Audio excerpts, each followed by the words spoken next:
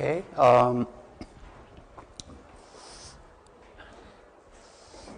Let's try to fix the forecasting problem we had last time. The problem was something like your data looks like this, and that was the in sample period, and you generated a forecast, and its confidence band that looks more like this one. Okay. So pretty much, over predicting GDP, right? So first, to solve this problem, because it looks like it's not that reasonable, right? Because too low, right? The thing we discussed as a mean squared error is this value, right? The distance between this. Okay. So if this is too big, then that suggests that the model is not reasonable. So our first clue could be by looking at the plot. Let's take a look at the natural log of Korean real GDP. That looks more like this one. Okay. So as you can see that if you see the long average growth rate is something like this, then probably you are more likely to overpredict, right? Because it appears that the growth rate appears to be slowed down, right? So my first attempt is to look at, let's say, divide the sample before and after 2000. Okay. So I treat this as one regime, and the later period, that's a different regime. Okay. So here is the plan. We start from building model using data, for instance, up to fourth quarter of 2010. And in your sample work file, data ends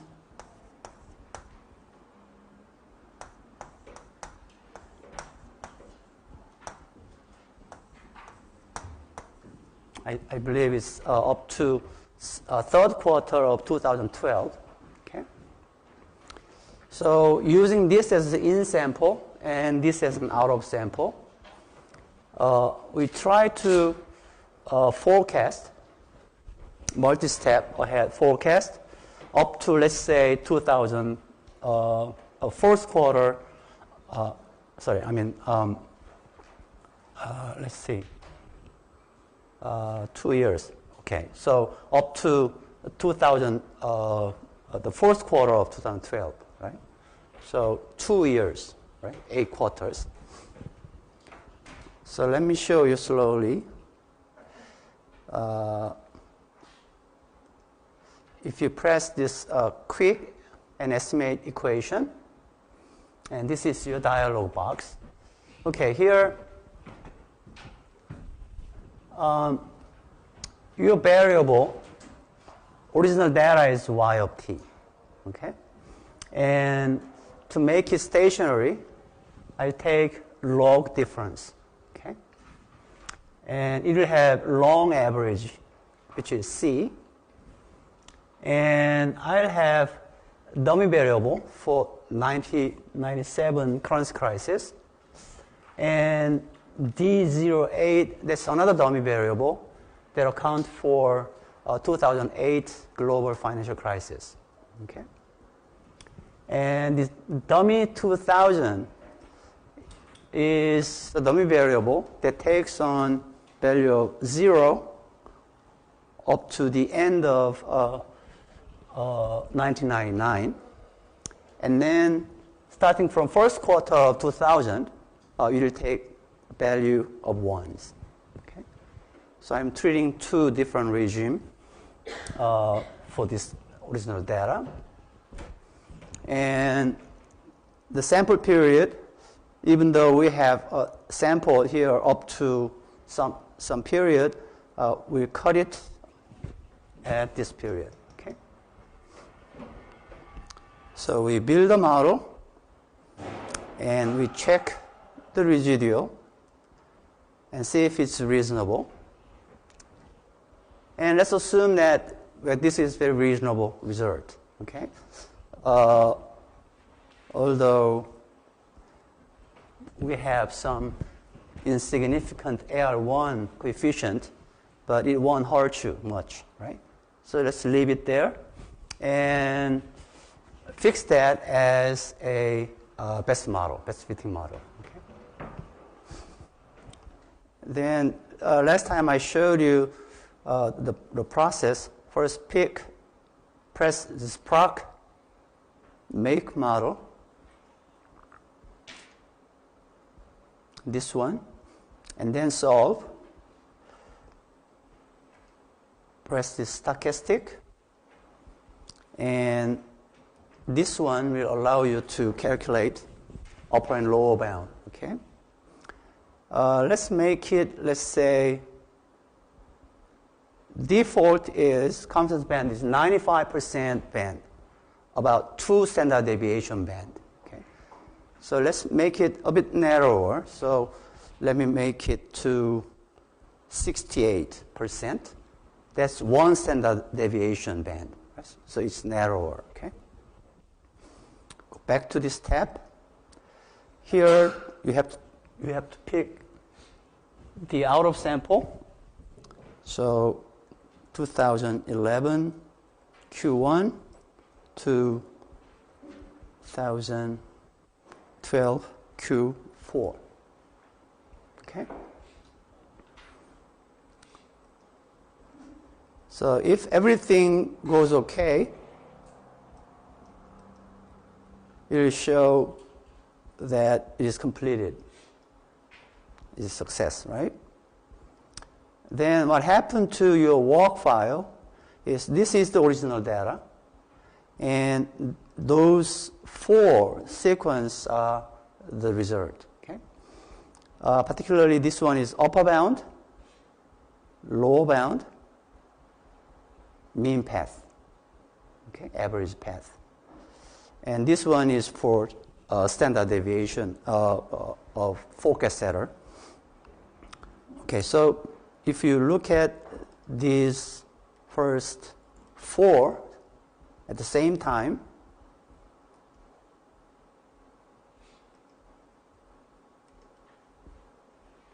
then you can see that this is the original data, and this is the fitted value. Sorry, actually this is actually the same thing. Until for the period you are trying to forecast, right? So this is your average forecast for the period. Of course, the data ends at the 3rd quarter here. And upper bound and lower bound. Okay? So if you want to see it in a graph, this is a single graph, a line graph. Yeah, that's your result. So if you want to highlight the period, you can change the sample.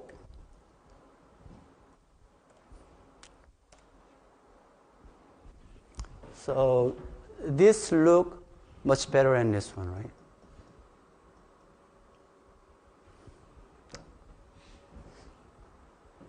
So anyone who can do this by yourself?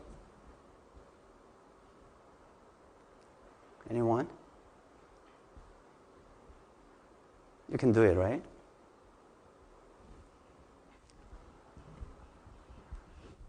Okay. You don't have to be very polite. You know, you can insist. So This is the way we do it. You know, this is one possibility, right? Excuse me. I intentionally adjusted this average forecasting path downward, right? By introducing 2000 dummy, right? 2000 dummy variable is, of course, let's put this thing back to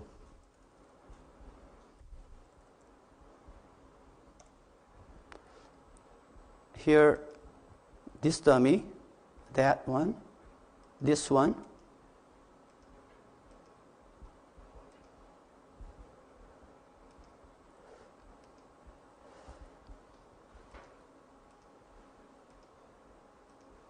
look more like this. Okay? 0 or 1. 0 or 1, right?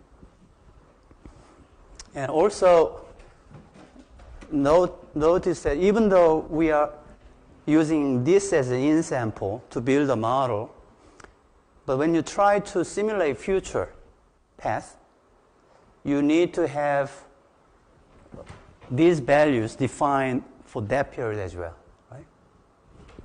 For this period as well, right?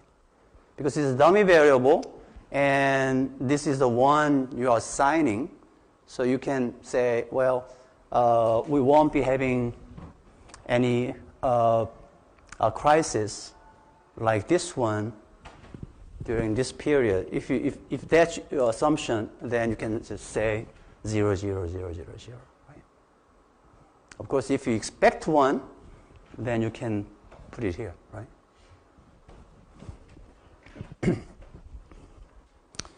The reason why I'm saying this one is when you actually try to replicate the result, sometimes you may see some error message saying some missing observation. Okay? And usually students make mistakes by not filling out those numbers, right? So you can save your time. Okay, now what is the use of this exercise? Let's take a look at this one, okay? So this is a mean path up to fourth quarter, right? So data up to third quarter of 2012, well, this is available. These are real numbers, right? And this one is forecast, right? This one is forecast. As I mentioned previously, in Korea, GDP data is expressed in terms of quarterly rate. Okay?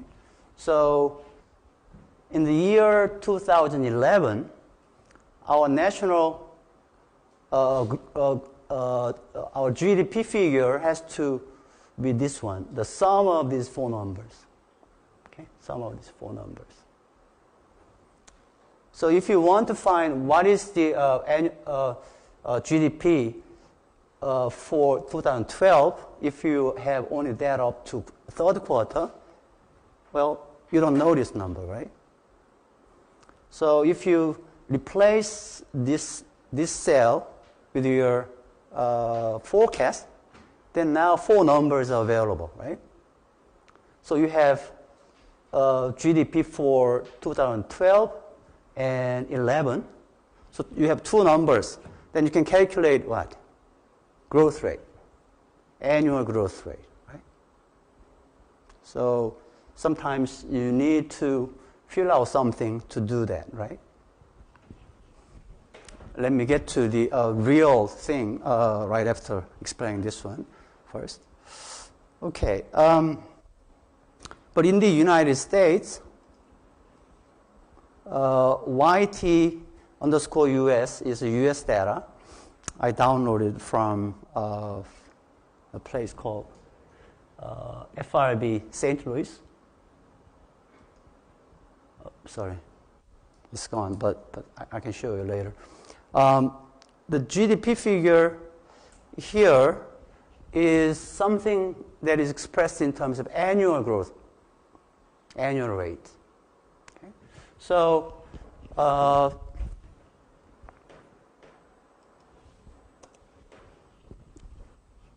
this is the log of that. Let's take a look at the original.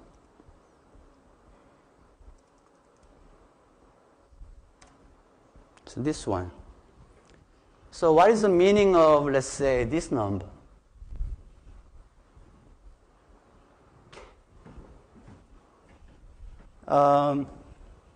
This number, well, if it is that number, that is actually the quarterly GDP multiplied by 4. So if it's making, just converting number from that to the annual figure. So if you actually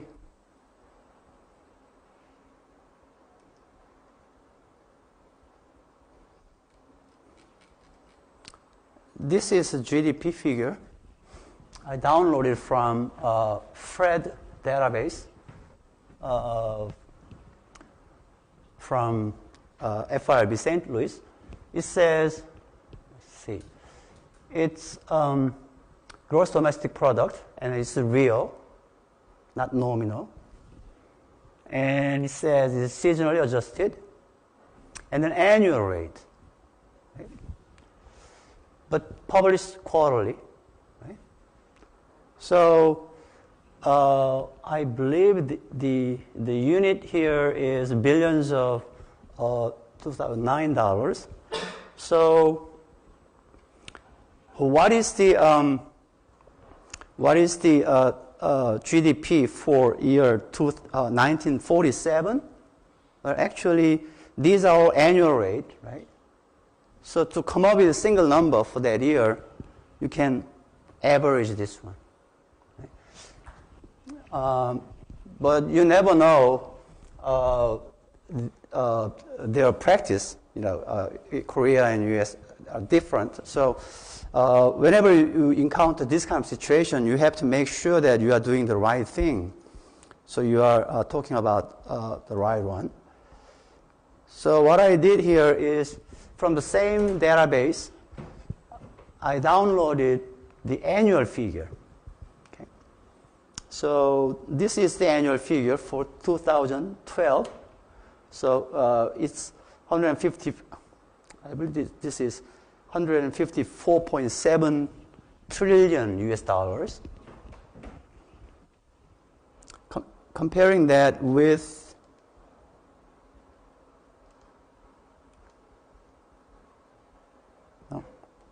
where did it go? Was it this one? Yeah. Comparing that with this one. So this is the figure you're seeing from annual file. And this one is simply calculating the average of 4 numbers. Right? It's exactly the same. Right? So when you try to calculate annual growth rate between 2011 and 2012 for the United States, you take the average of this one, take the average of this one, and calculate growth rate. Okay?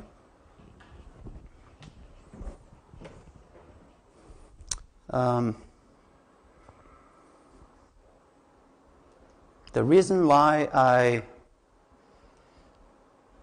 spending more time on that is because of this. Well, this is all written in Korean, but don't worry about it. The reason why is scratching his eyebrow while the market's scratching their heads. It has to, I think, announce when the QE is going to be reduced. Okay. Last week, what he said was, well, condition is not met. Like, unemployment rate is still high. It has improved, but not good enough. Okay? And also, they expect a fierce battle at the Congress about the budget, 2014 budget. Okay? And also, he's not confident about economic condition, whether current recovery is strong enough so that even if they make tapering decision by the end of this year, whether the economy will continue to grow, but he thinks that it's very uncertain, right? So to make that kind of big decision, like when is the tapering decision made, you need some numbers, right? So you can say then all those economists at the Board of Governors of Federal Reserve, there are hundreds of economists and financial economists. Okay? You can ask them, what is the economic growth rate next year? What is the unemployment rate next year?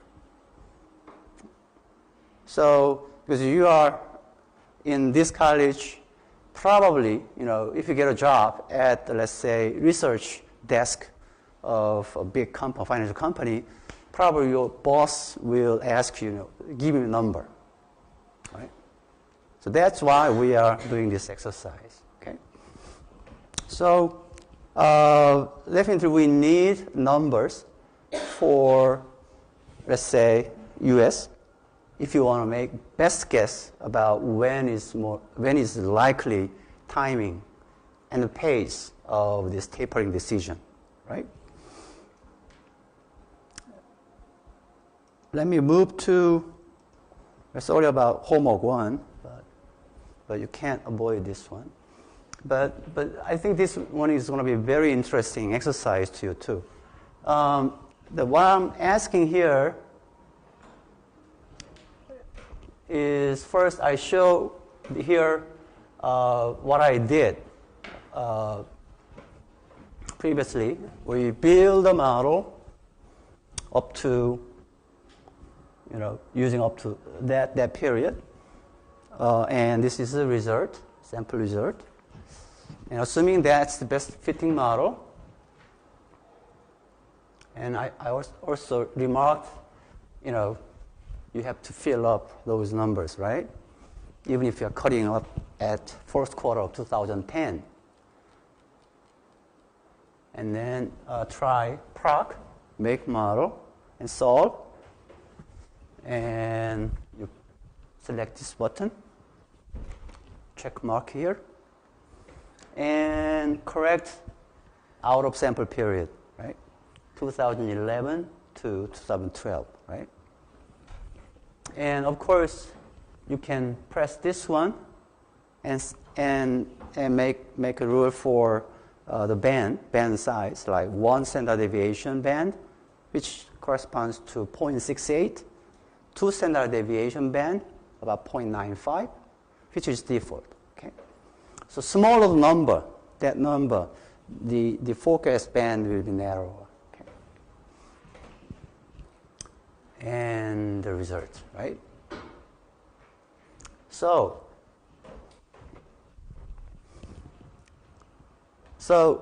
if you want to, let's say, calculate, so this is the first forecast made. Right? The second forecast, third forecast, and so on, right?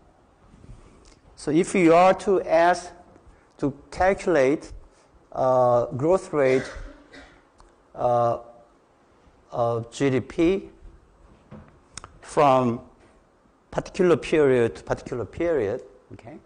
What I said was you add those four numbers, make it annual, and then calculate growth rate, right? In the US, slightly different, right? Have to take the average. So this is the homework, number 1. The due is a week from today. So next Thursday, I expect you to turn in first homework. Here is a step. First, extend quarterly real GDP sequence up to the latest. From where? Bank of Korea website. Okay. I believe we have number up to second quarter of 2013. Right? And then generate forecast for this period. So year and a half ahead, right? Then I'll show you how to calculate this HP filter cycle to determine, business cycle. Okay. Using, Korean GDP sequence _0M means as forecast, right?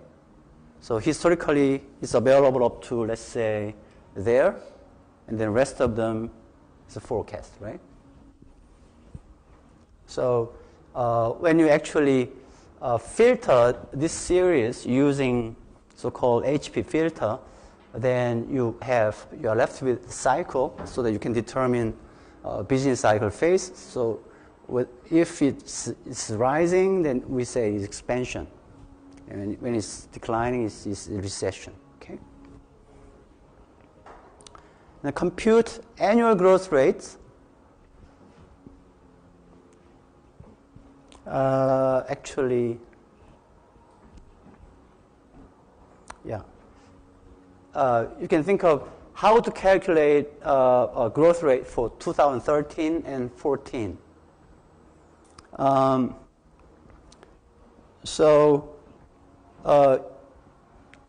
You need a figure for 2012 and 13, right? Rest of the 13 to calculate first growth rate, right? And then 2013 and whole forecast 14 to calculate growth rate, right? Because it will involve those forecasts, so it will be all estimate, right?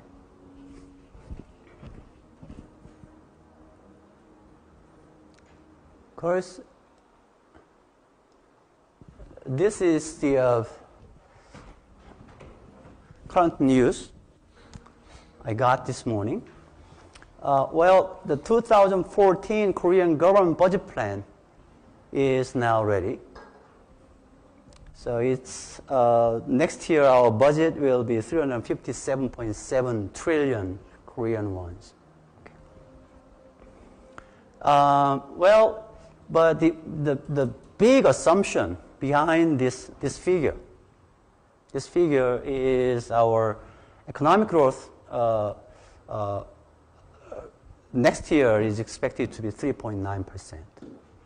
So where this magic number came from? So someone have to figure it out, right? Not just giving number. So probably someone did some work. Usually Korea Development Institute, they run a big model. Also Bank of Korea have big model. So probably Ministry of Finance and Strategy, they collect those information and come up with this final number. But because we know at least one way, the simplest way of forecasting GDP, so we do our numbers. So let's do our numbers and see if your, not so complicated model can come up with something similar to this one. Okay, so that's going to be a very interesting exercise. Nominal growth rate is equivalent to 6.5%. That means inflation is expected next year, according to the government, 2.6%. Right? So difference is the inflation rate, right? Okay.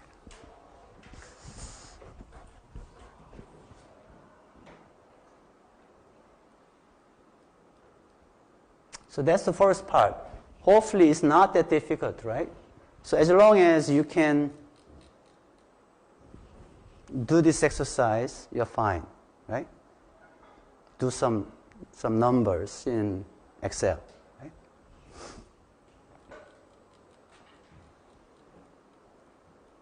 And then you can visit Fred, or you can use the data. Here, this one. This one.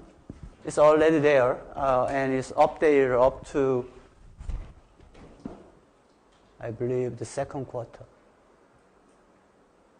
Right. Q2, right? So it's already there. But that's the annual rate, right? So try to find your version of univariate model and project it up to the end of next year. Then now you can calculate growth rate between this year and the next year for the United States. Okay? And see if what is the kind of magnitude. Right? So US, for US, for whole period like this one, average growth rate is about 2.7%.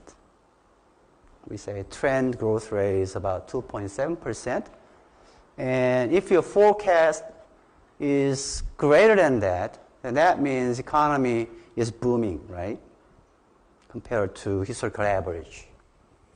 But if your forecast happen to be smaller than 2.7%, and that means economy is heading toward another phase. But before actually you can build any kind of model to project this one, right? But the thing is, usually the first step is to check whether your model appears to be performing reasonably, right? So you want to do the exercise very similar to the one you did for Korean data. So cut the sample up to some point and try to generate it, and then compare the actual path and see if it looks reasonable. Okay? And then do the rest.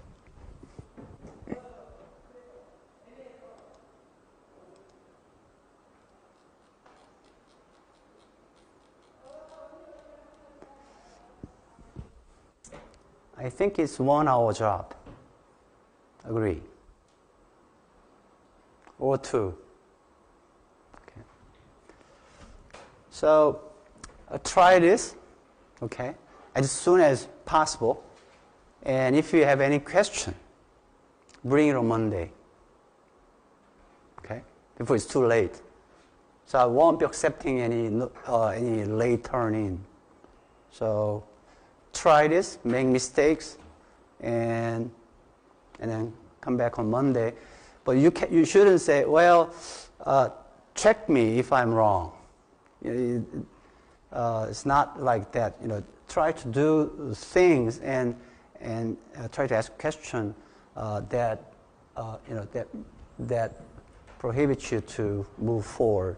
Okay? At some point, focus is not generated. You may not be able to tell, what's really wrong. Then you can bring your error message and talk about it, things like that. Okay? So, if I done this exercise, and if government says this is the best estimate, well, the reason why this figure is important is the tax revenue is closely related to economic growth, right? And also the expenditure, government spending expenditure.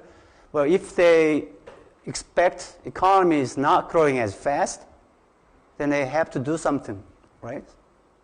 Fiscal policy. They have to run budget deficit, right? So that figure is a very important assumption, right? So hopefully this is not too high.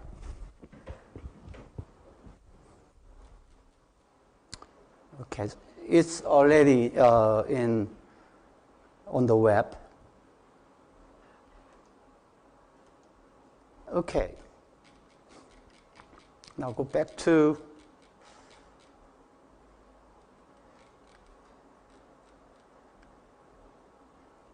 actually, this is a formal test about checking, stability. If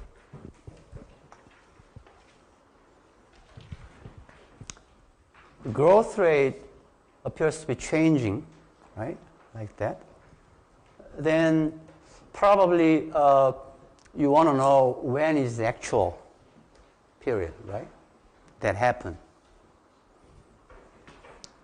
In EBUs, C corresponds to the average growth rate, right? Long-term growth rate, unconditional growth rate, right? So this constant appears to be greater and smaller, right?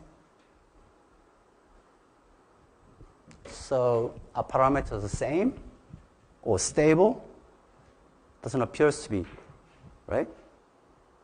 So it could be like 3% growth rate, and it could be 2.3% growth rate, right? So the CHYU test, that's introduced in any standard textbook, econometrics textbook, and also you can do that in EBUs. You are picking some period, specified period, and divide the sample into two. So fit the model for that period and fit the model for this period. Of course, if you separate this sample, probably the constant term here and there could be different, right? So you can test whether these are the same. That's CHYU test. Okay? So pick this period and check it, and pick this period, and you can try several points of your suspect, and you might find, well, there is a strongest signal at some point like this one. Okay. So divide this by 2. So you can treat dummy variable to handle the difference, right? If you have more than one breaking point, you can't do that, unfortunately. Okay. But you can always introduce first dummy variable, second dummy variable. Right? This 0, 1, maybe 2, different scheme, right?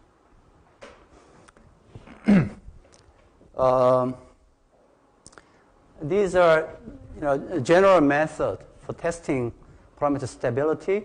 One is to estimate, let's say, particular ARIMA model up to this, using this sample, and then extend the sample period by period, and estimate those parameters, and plot it, and see if that's all constant. If you fit ARIMA model using this as a sample, then and suppose this mu is constant, then using sample up to that point, one by one, you will have same estimate, very similar estimate, right? But if this number is really different, this is much smaller than this one, then if you keep increasing sample, starting from here, the estimate mu is going to be different, right? Look different. Right? So that's what this procedure is doing. Also, you can try some test statistic called Q-sum statistic, and these are all for testing whether there is a structural break. Okay? But I just mention it and skip this part. In sample and out of sample, you know already, right? The meaning. Okay, now then, when I say, well, my model is reasonable in the sense that my forecast is similar to out of sample data. Well, that's visual thing, right? Eyeball examination, right? And in order to be more confident, what you do is actually you generate forecast here one step ahead, okay?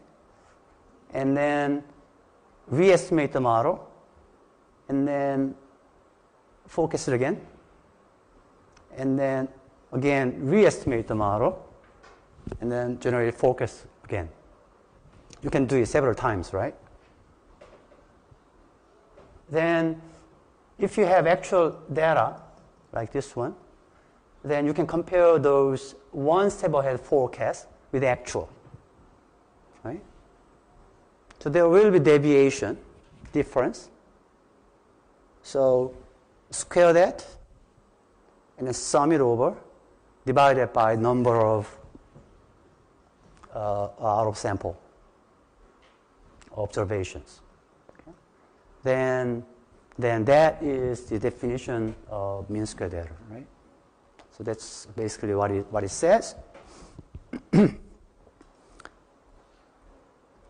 Of course, if you are going to calculate mean squared error for two step ahead forecast, you can do the same thing. Here, estimate the model and predict 2 periods ahead, right? And the next period, again, re-estimate the model and predict 2 periods ahead. And you can keep going. So you can match those forecasts with actual and calculate deviation and calculate mean squared error, right? So you can do that exercise of calculating mean squared error for model 1 and model 2, some competing model, and compare mean squared error, and which one is better? The one yielding smaller mean squared error, right? Smaller mean squared error.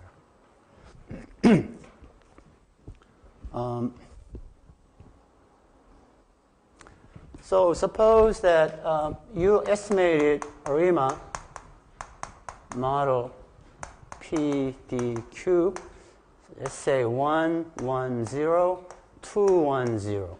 Suppose these are two competing models. And let's say mean squared error from this model is 0.047,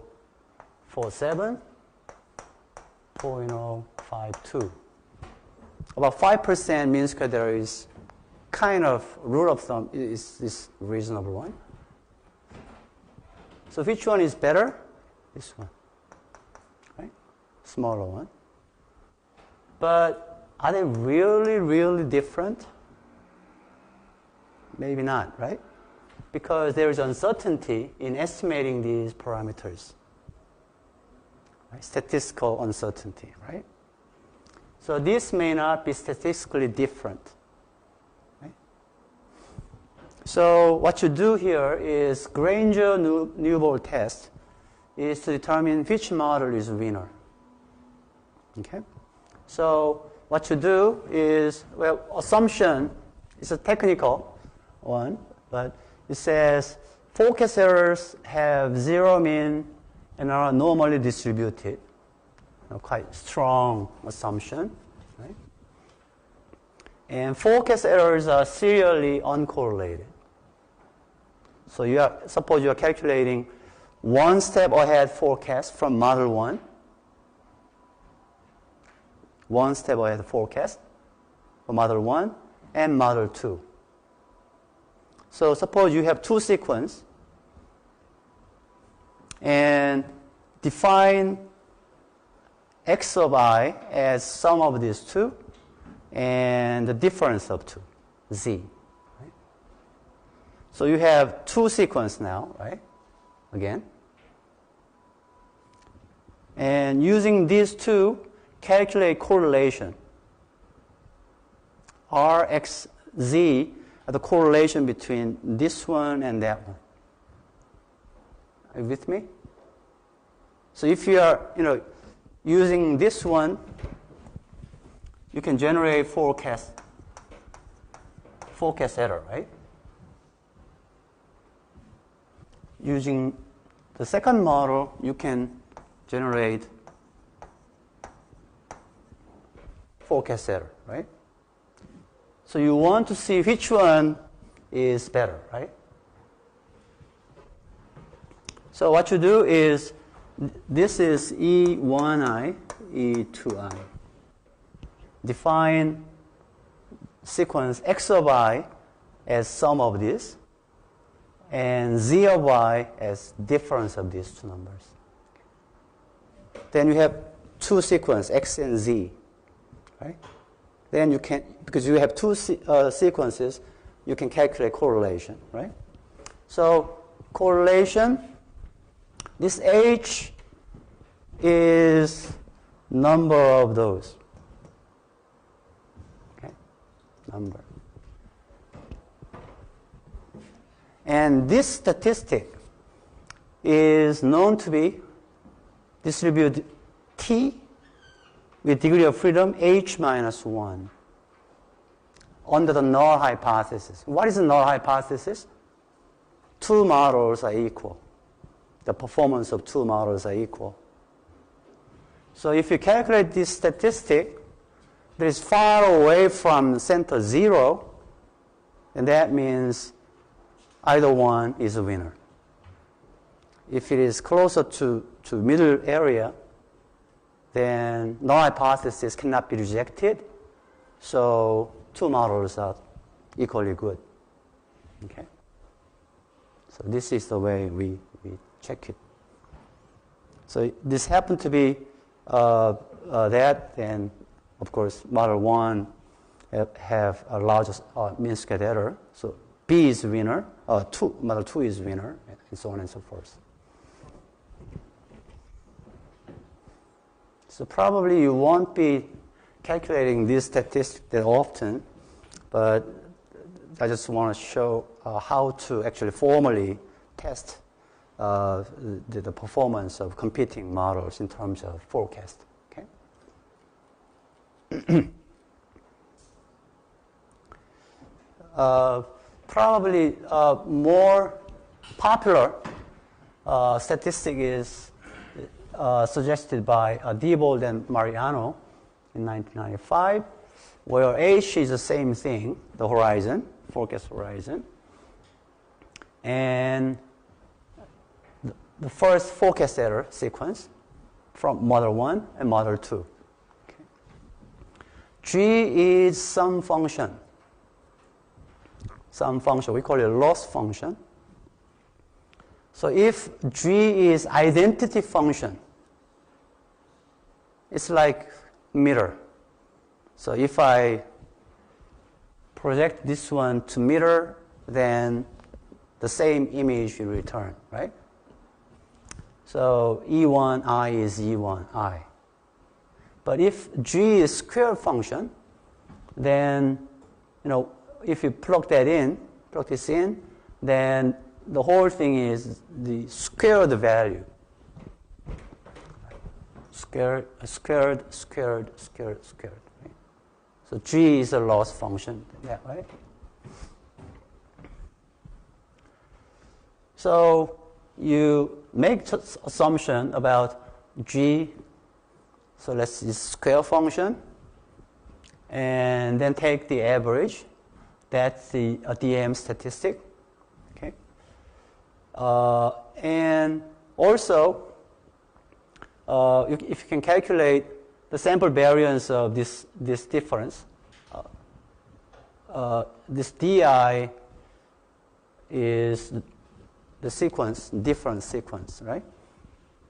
You can calculate the variance, and then you can build this one as a test statistic, which is distributed T. So if this number turns out to be, close to the middle part of T distribution, then no difference. Okay. So if this is big enough, so it's located in a tail part of this distribution, then that's the evidence suggesting either one will be performing better than the other, right? So when you actually have to formally present the performance of your model, then those are the statistics you have to calculate. Okay. So it will take some time to do that, right?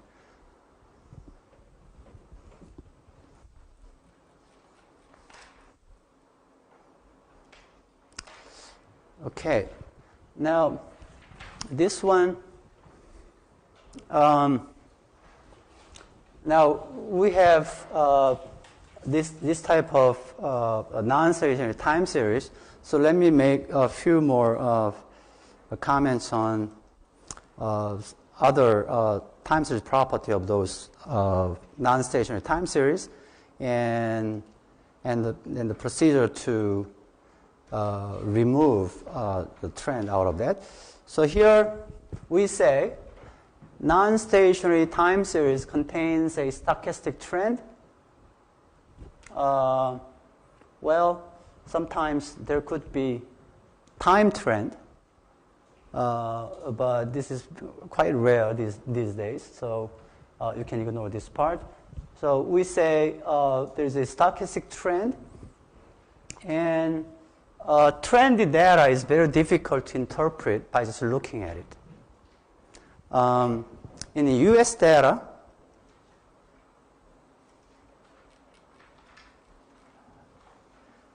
what's there?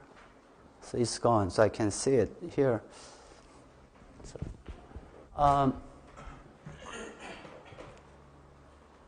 So often we are facing a situation where we need to get rid of this non-stochastic, this kind of stochastic trend from the data. So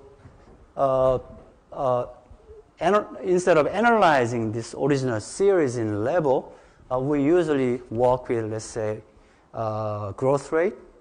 If you take, let's say, first difference, of course, log difference to be exact, but that will be quite obvious why, in fact, first differencing removes trend.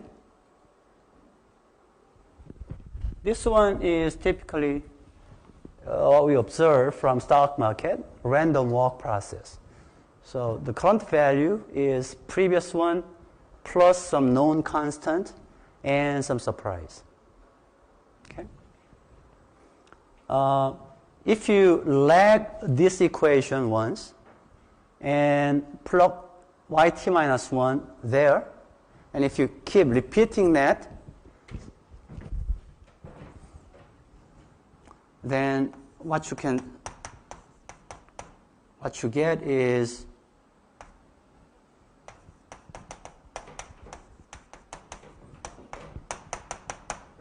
this is what you get.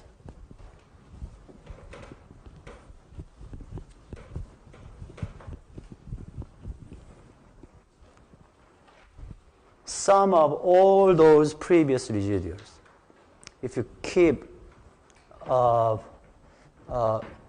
replacing the one on the right-hand side. Okay?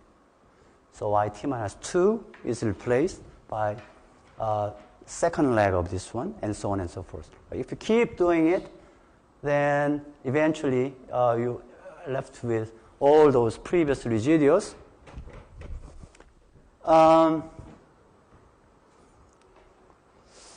you familiar with this, actually? So when you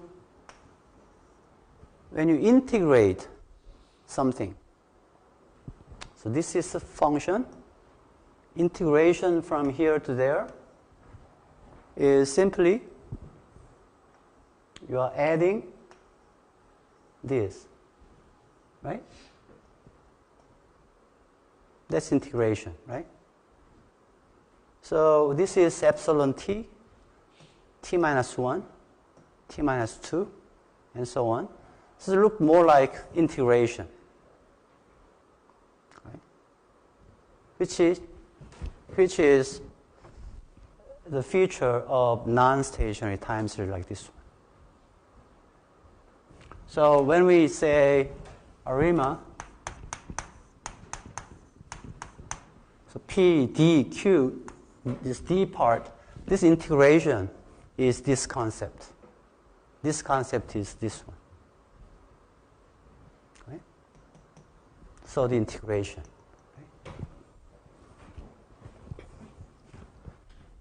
And if this is not stationary, of course, simple way of removing trend is taking first difference. So this sequence is, of course, stationary. Right? Or you can think of this expression as this one. So suppose you have y, the same y, and plus something. So you have non-stationary time series. In short notation, we say I of 1. So it requires first differencing to achieve stationarity. If something is I of 0, that means you don't have to take first difference to make it stationary, because the series itself is stationary already. So this is I1, and this is I0, and in this case, extreme value, just 0, right? 0.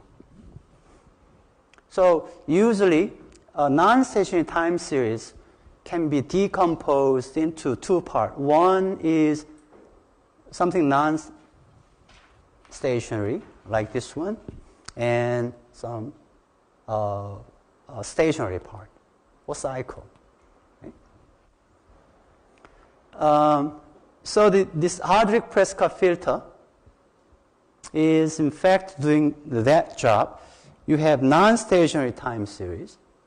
You're trying to decompose this one into two components, like tau t, denoting trend, and C of t, cycle. And T of t and C of t, but those are not observed, right? So in somehow you need to cut this one into two parts, right? The way they propose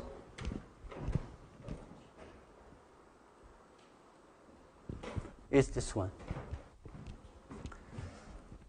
Actually, you're trying to solve this problem, the minimizing this function with respect to tau, trend.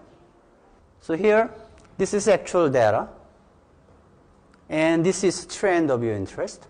Okay? So if you can calculate tau of t by solving this problem, minimization problem, then, of course, y minus tau is simply C of t. Right? So what is this function? Well, actually, you want to find some unknown or unobserved trend component of the data, tau. Well, you want to make the tau or the trend, well, you don't want this situation. Like, this is non-stationary time series. You don't want to find trend that look like this one. This is far off, right? So you want to make this trend to explain this one. And by explanation, what I mean is, in somehow it follows that series. Okay? So this distance is this distance. To square it, sum it over, and try to minimize it. Right? So you won't be finding this one or that one. Right? So on. If you ignore this part, what happens is this quantity is going to be the smallest when these two are the same. Right? So actually, if this is actually the trend, then that is minimized. But that's not something you are looking for, right? Your kind of assumption is trend is a bit smoother than actual series, right? So the second term is that we call it a penalty term, where this is a change. So you can think of this as a growth rate of trend, this period, previous period. So change in the growth rate. We want that to be, well, if this change is big, that means, trend has to be pretty much, volatile like this one, right? But if your trend growth rate is small, that means much smoother curve, right? So, because this one will make you, well, actually, if you are setting this lambda, which is arbitrary parameter you are setting, if this number is, let's say, 0, that means second term is out, right?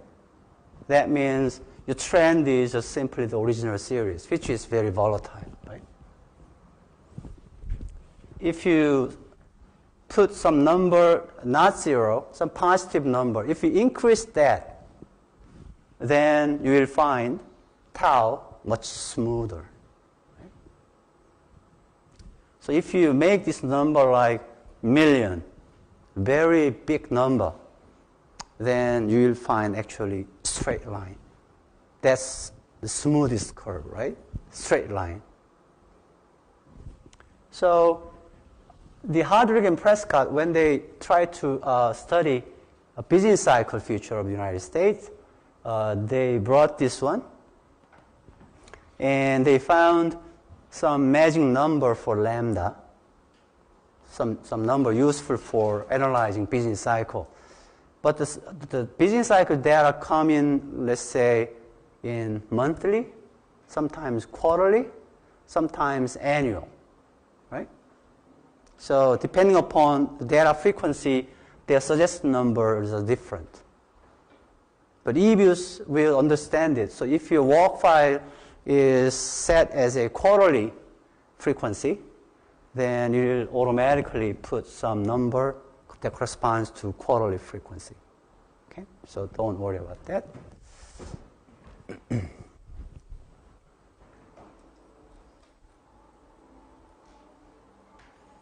So this is the one. I used US GDP, and then I tried to calculate trend, and then this is a deviation from trend. So this is what we call cycle, right? So that's the second quarter of 2013. So obviously, well, this is 2008, the first quarter 2008, 2009, and so on, right? So obviously, Lehman affected U.S. economy a great deal, right? It's a big recession. And then it's recovering, right? And, well, to make a tapering decision at the Federal Reserve, what they want is they want this cycle keep going this way, right? So this is upturn, right? This is sharp downturn and then recovery, right? So if this is expected that way, then probably, making a call would be fine, right? Starting the tapering by the end of this week, starting from there and spend about a year gradually, But suppose this one is that way, then this is peak, right? So recession. So your exercise, first homework. Well, think of you as one of the leading economists at Federal Reserve, and you want to make some advice to Bernanke. How? Well, project it to 2014, the end of next year. And then do this and connect the points. Connect the points. So that's the purpose. So you turn in your homework next week, and then we'll wait until Christmas, see what happens. Okay, whether Federal Reserve is actually moving similar to your projection, or to the opposite, or I think that's going to be more interesting thing.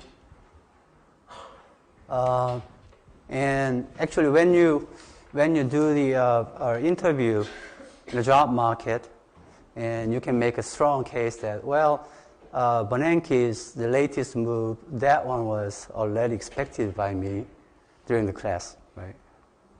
To impress those interviewers. Okay. Before I move to there, okay, here, this data,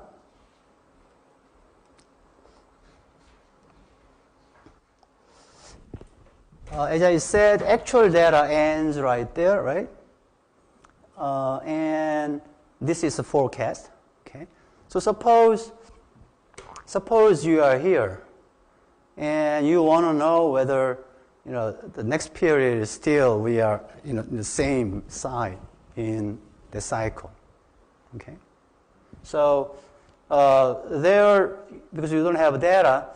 But if you have projection for this one, or all the way up to some period, then you can treat that as data, right? Up to some point, and then forecast, right? And then apply this HP filter thing, right? So doing HP filter is a very simple one. Here, if you see it in a graph, this is the data, right? And here there is a prog. Here is a, where is it? Hadrick-Prescott filter, right? It says tau of t. If you don't specify any new name for that, it says it will say it will call it it will calculate tau t and call it HP trend 01. Cycle series, there's nothing, right? So it won't be saving anything. But if you type some name, then it will save that under that name. So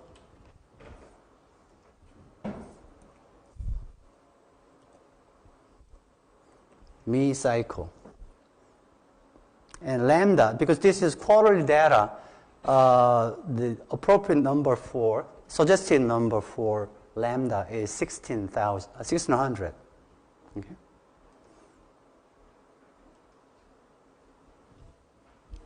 So that red line is the one. We call it trend. It's not actually stochastic, right? It's a smooth curve. And this is the deviation from this deviation. So quite below this, right? And this one. So, we had actual data up to this point, and now because of our projection, that one is expected, right? So if you have more data, then you could probably extend it. Right?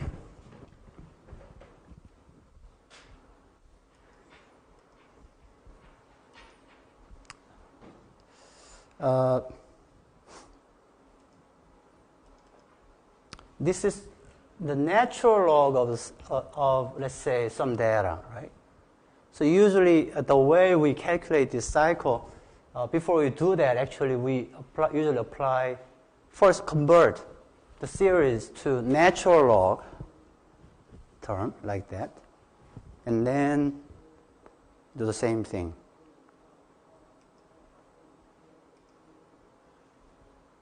Natural log of that. I think it's using series up to the third quarter of 2011 or 12, right? 2012. So because we didn't have any last observation, so without that, it's finding trend a bit higher, right? So that this one is falling below, right? But adding just one more, it says not that way, but this way, right? So usually, one of the shortcomings of this filter, where it appears to be generating very nice story, there's downturn, credit card crunch in Korea 2003, we have mini cycle. So this is not officially a business cycle, but half a year, and so on, right? And then continue to expand, and then sharp decline, and then recovery, right? So this kind of up and down is what we call as a business cycle, right? But if you look back those history, these episodes quite closely match the actual dating, official dating of business cycle. But because of this feature, because we don't have any numbers, and it's just looking at this as a sample, the latest few observations are quite sensitive to the latest development of the data. So if data becomes, turns out to be greater next period, then this one is maybe going that way instead of this way. So usually it is not that good idea to make a strong statement about economic condition toward this period. Usually for that period is okay. So sensitivity problem is one shortcoming of Hartree-Prescott filter, particularly near the end of a sample period. Okay. In a National Statistical Office in Korea, they have their own way of calculating this red line trend. They call it phase average trend. Phase average trend. It's using moving window. The idea is this. Suppose your data is here, and you want to know whether you are below or above trend. So if trend is this way, then you are above, right? If trend is this way, you are below. Then how can you tell from here? Well, one way to do it is to look forward and backward. So suppose you know these numbers and these numbers. Then take the average. Then you can find some midpoint like this. Right? So to determine whether we are below or above, you're looking at this window, take the average. So take the average all the way through. You can calculate this red line. Okay? Only problem is from here. You don't have these numbers. Right? So somehow you project it and then calculate the average. So what if your projection is incorrect? Well, we have to apologize to the public, right? Because you made a wrong statement, right? So when we say this period was actually a recession, and suppose you are right here, data ends right here. Even if you know that this is downturn, officially it's not downturn. National Statistical Office won't say you are in a recession. They will wait until some time. And then when you have more observations, so it becomes clearer. So even though you are adding more observation, this shape won't be changing much. Then you say, well, here, recession, our latest recession started from here and ended there.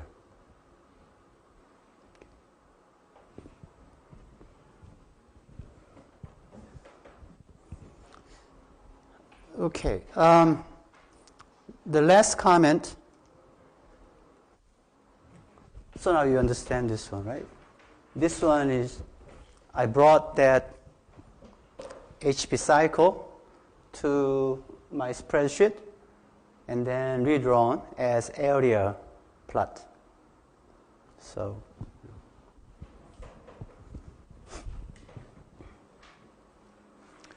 here, the Beveridge-Nelson decomposition, actually, he is my dissertation advisor at University of Washington, and he retired about a couple of years ago. What Beveridge and Nelson showed is any ARIMA P1Q model, any process, ARIMA P1Q process, so you need first differencing to achieve stationarity, right? So P1Q model can be expressed as a sum of random walk trend and some stationary cycle. So practically what that says is if consumption, this is Korean consumption data, typical non-stationary time series, right? So you will find if you apply augmented Dickey-Fuller test formally, then you will find D is going to be 1. Right?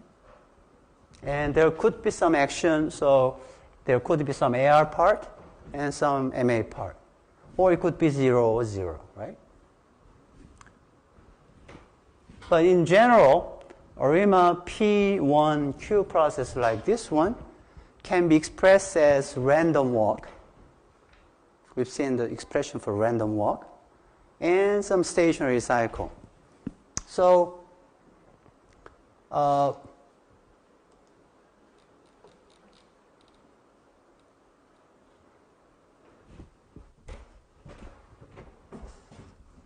can be decomposed into two parts. But here in Hardwick-Prescott filter, tau of t is kind of smooth curve, not bearing this way, right? But this one, random walk, according to Beveridge-Nelson, this one is stochastic, right? So it is trend, but it's stochastic. Right? So mostly we understand that the many of our macroeconomic time series can be sort of decomposed in this way. And if you do some further analysis, then what is this random walk component in Beveridge-Nelson decomposition? Suppose you found random walk component in GDP, random walk component in consumption, and so on and so forth. And why GDP grows over time? Well, that's something related to technological progress. Right? So this term, stochastic trend, may reflect in macro time series of long-term or technological progress part.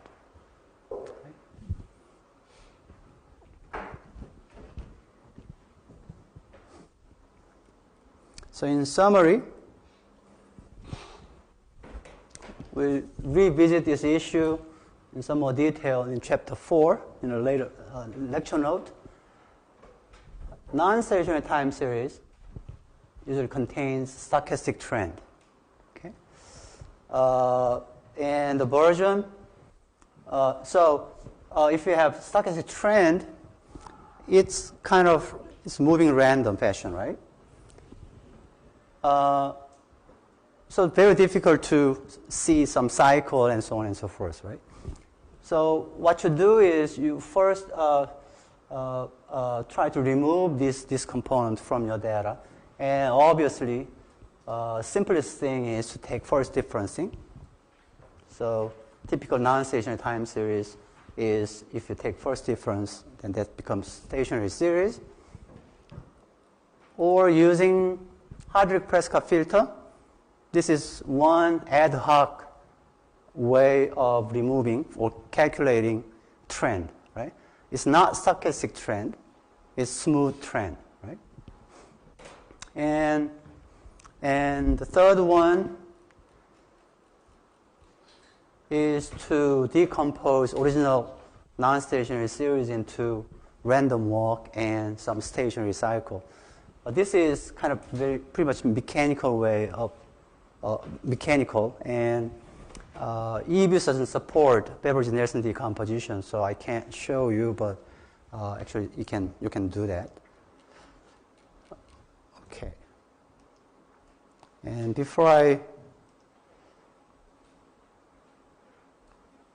move, let's make this one very big. Very big. See what happened? So the bigger this number, the smoother the trend, right? So extreme case is straight line, right? It's a straight line. The straight line is, in fact, this is what we call time trend. Time trend. Right? Time trend is a variable that has increment of 1. So if it has slope, then you know exactly where it should be, right? So that's the time trend. So it's not stochastic, it's deterministic, right? But if it is stochastic trend like a random walk, then location will vary over time.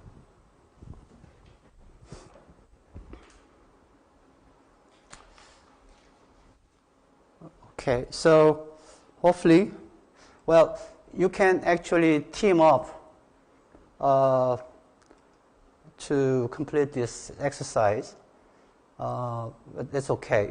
You can discuss this homework with your friends, classmates. But when you prepare a report, you have to write it your own way. Just copying, just seeing one version with different fonts, colors, but that's not acceptable. There are many different ways of doing this homework, right?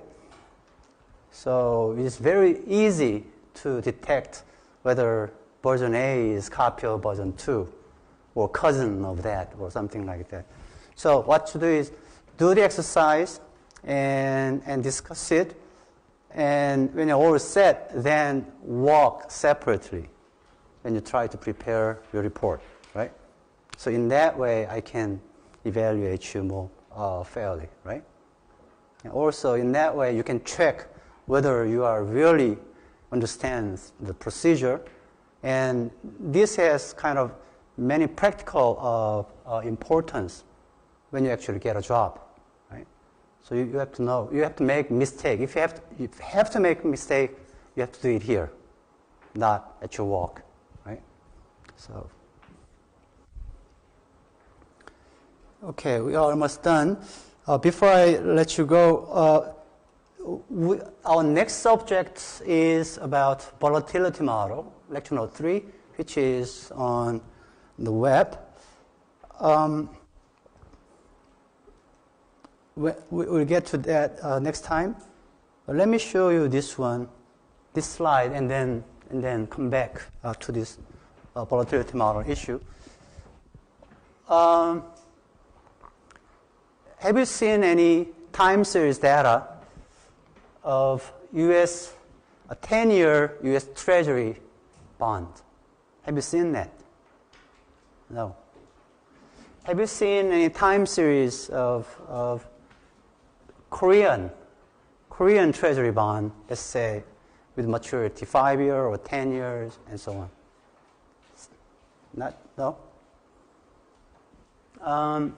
No? But we all know that many people in the capital markets are actually, this morning we had a meeting with the chair,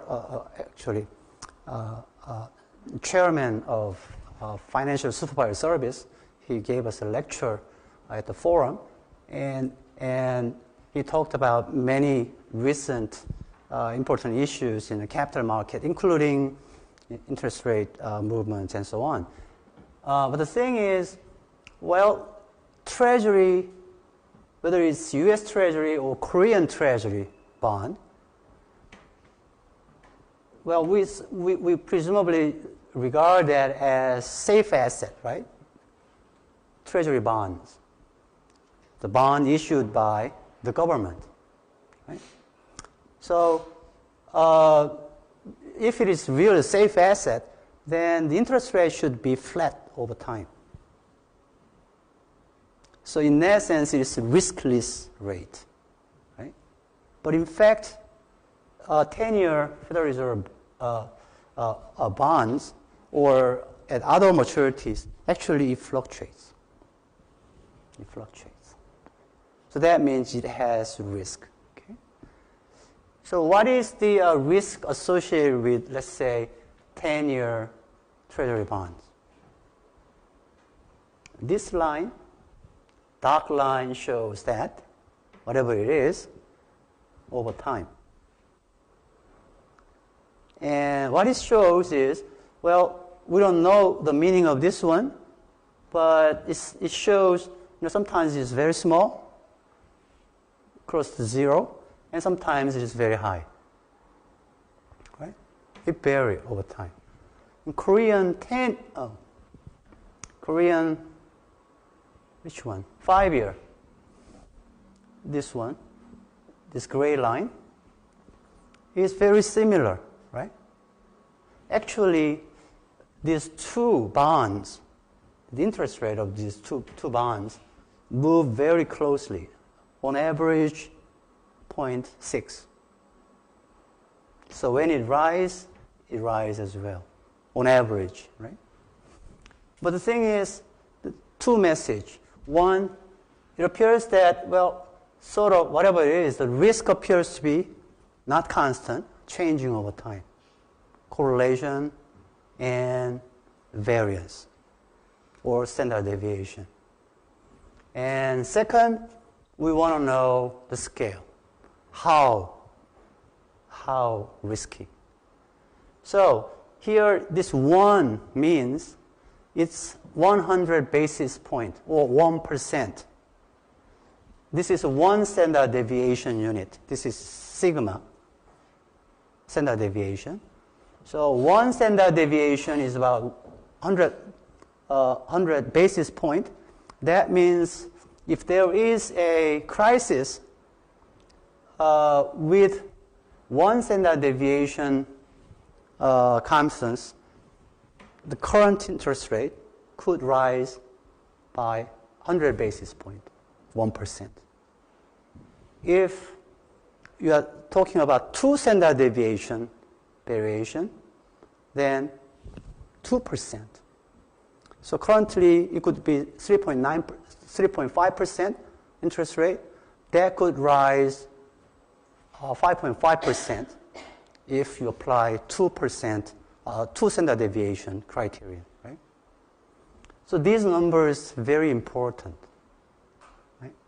So we need to know how to calculate it, how to interpret it, right?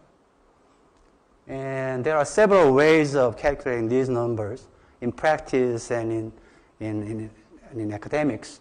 So that's the real issue in the lecture note 3. It's a little lengthy too, but I think that's very important actually if you're especially interested in financial market. And actually Fahim is here, our foreign student. He was about to attend this one to write his dissertation, but he's not here today. So, but we didn't cover it yet. So actually, hopefully, you keep practicing those EBUS thing and those data. And when you have some feel, then suddenly you can do many things with real data. Okay, that's all I have to say for the day. Any questions?